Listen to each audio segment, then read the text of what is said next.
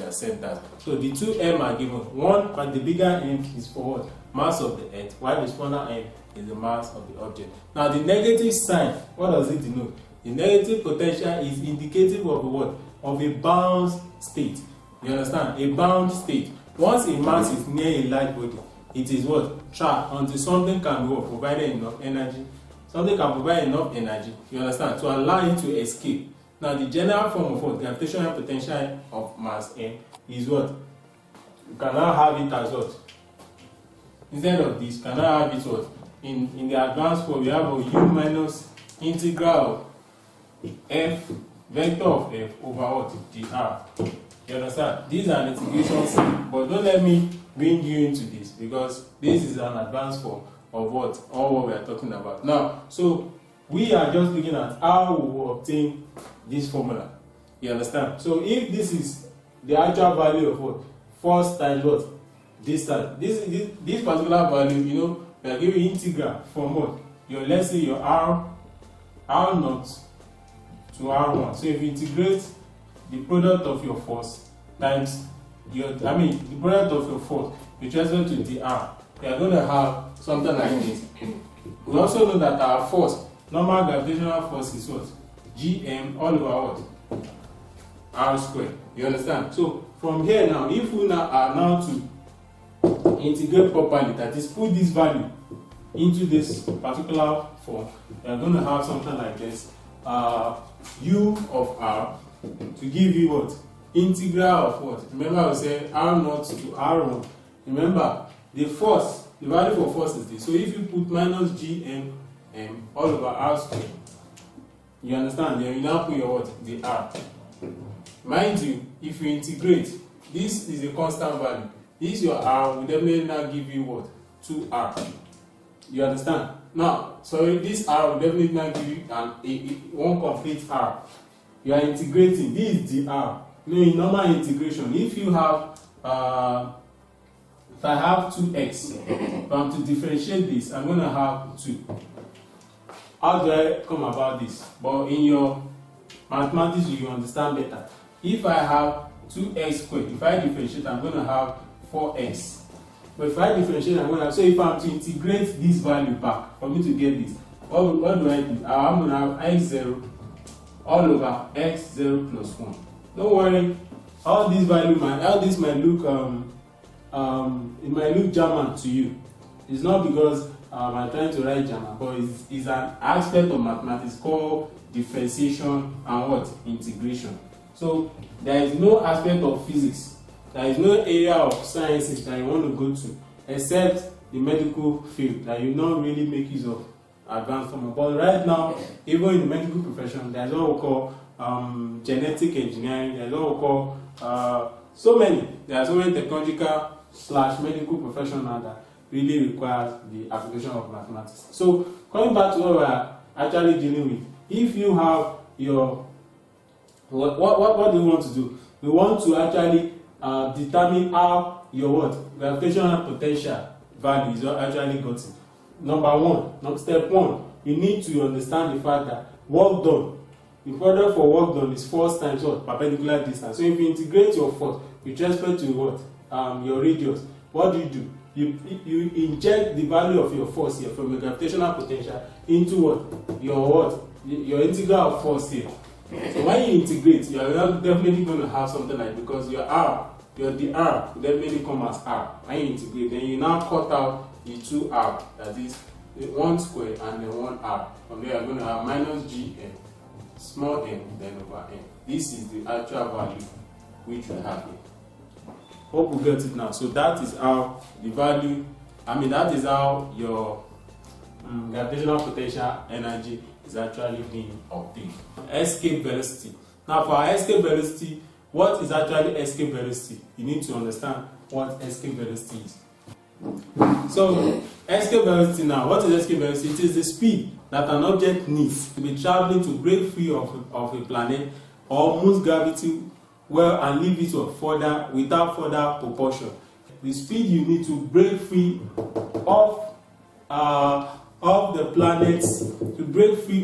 planet's gravity. Now, I said it the other time, I said on planet Earth, within this area, gravity is experienced.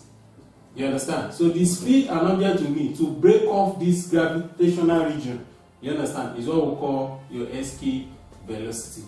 Now, how do we obtain our escape velocity? Remember we said gravitational potential energy.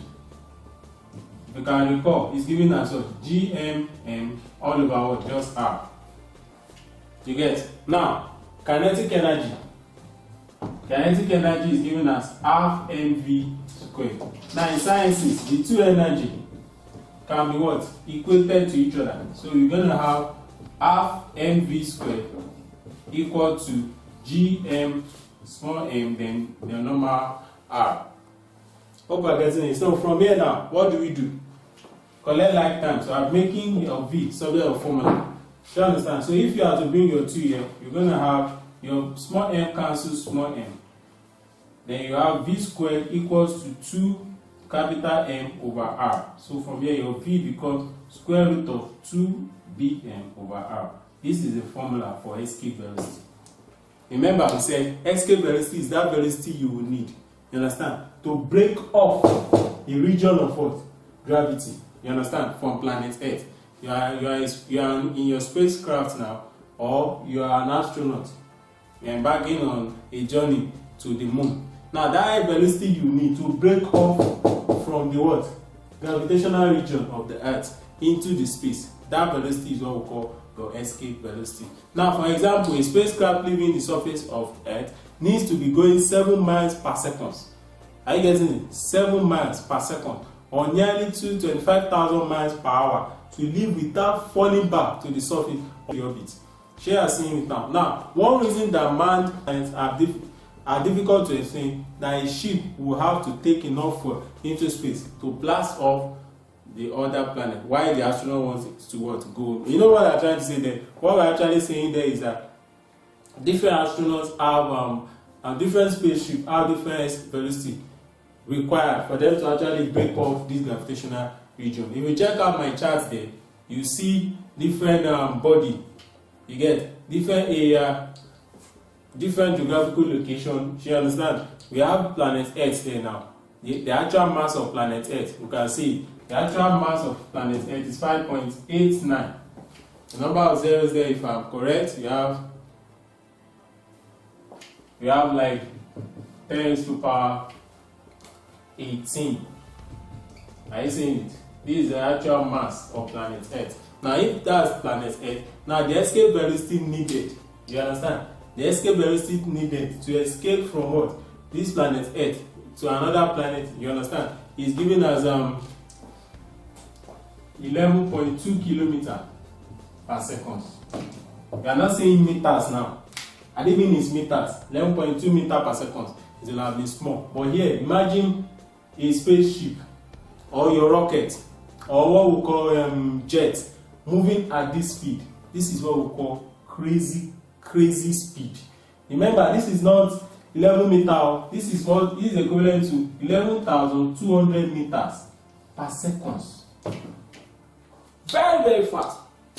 As in it goes beyond the twinkling of an eye. It's a very great speed. So this is the speed your spaceship will have to move to break off this planet region. Now, if we check the third chart there, we have the escape velocity in miles per hour. You get, if we convert our words 11.2 kilometers per second to miles per hour, you obtain 25,000 miles per hour.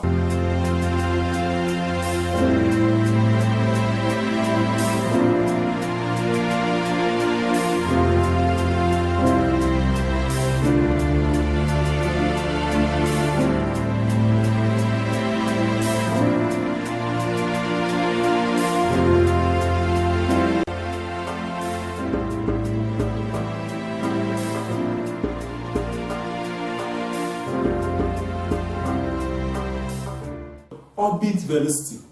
Now listen to this statement. If the kinetic energy of an object M1 launches from the planet of mass M2 were equal in magnitude to the what? To the potential, then the atom of friction resistance, it could escape from the planet You understand? And the escape velocity is given us. No, now we already obtained our escape velocity. If you recall, it is square root of 2 capital M smaller m then what? Your radius. Now, if this is to be our escape velocity, now how do we get our orbit velocity? Now, for our orbit velocity, what are you expected to do? All you just need to do is you equate you have what we call the gravitational constant value. You understand? That is the force of gravitation. You have your F equals force of gravitation. That's G m1 m2. Remember, we said the bigger m is for what? Mass of Earth. The smaller m is the mass of the object. Now you have so you equate this to your what? Centripetal force. The value for centripetal force, which is given as what? M1 v squared all over what? Capital R. You understand? So the v that will be obtained there is what we call your what? Orbit velocity. So when you clear out this, what do you have? Then you have your m1 v squared equals what? G m all over what? Bigger R. So from here, your v squared because the 2m cancels out. You're going to have gm bigger R. So your v equals square root of gm over bigger R. This is orbit velocity. So we are told there that know that the orbit velocity and escape velocity from that region are what? Related. Sure, you understand? So from there we'll go to electric field. Remember on our last class we said we actually spoke about what field was. You get? We said field could be any region where physics, any parameter